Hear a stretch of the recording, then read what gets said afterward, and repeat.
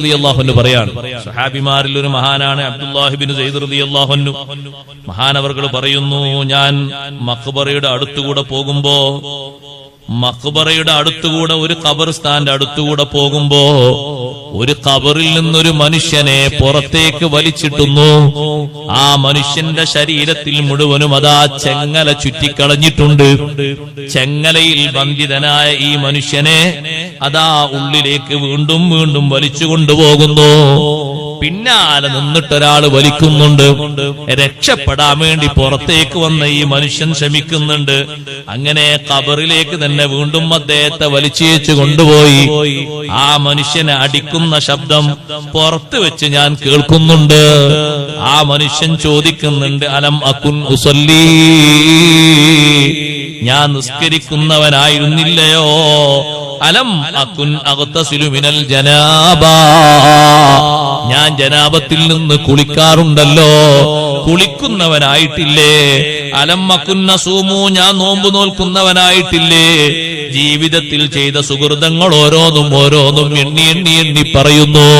പക്ഷേ അപ്പുറത്ത് അടിക്കുന്ന ആളെ മറുപടി, ബലാ, അതെ, നീ നിസ്കരിച്ചിരുന്നു, നോമ്പ് നോറ്റിരുന്നു, പലതും ചെയ്തിരുന്നു. പക്ഷേ വലാകിന്നക കുന്ത ഇദാ ഖലൗത ബിൽ മആസി ലം തുറാഖിബില്ലാഹ തആല, ഒറ്റക്ക് ദോഷം ചെയ്യുന്ന സമയത്ത് അല്ലാഹു നിന്നെ നോക്കുന്നുണ്ട് എന്നൊരു ചിന്ത, അല്ലാഹു നിന്നെ നിരീക്ഷിക്കുന്നുണ്ട് എന്നൊരു ചിന്ത നിനക്ക് വന്നില്ലല്ലോ.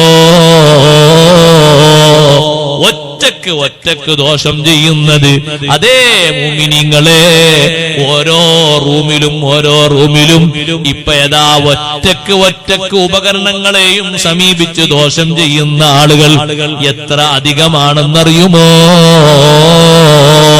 അന്തിപ്പാതിര നേരം വരെ, 2 മണി 3 മണി സമയം വരെ ഉപകരണങ്ങളിലൂടെ ചാറ്റിംഗ് നടത്തി, അന്യപെണ്ണിന്റെ ശരീരങ്ങൾ കണ്ട് അന്യപെണ്ണുങ്ങളോട് സംസാരിച്ച് ജീവിതത്തിൽ അതൊരു ഹോബിയാണെന്ന് മനസ്സിലാക്കി തികഞ്ഞ ഹറാമുമായി കഴിഞ്ഞുകൂടുന്നവര് ശരിക്കൊന്ന് ആലോചിക്കണേ.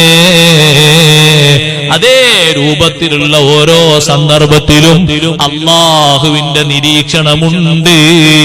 ഇന്നല്ലാഹ കാന അലൈക്കും റഖീബാ,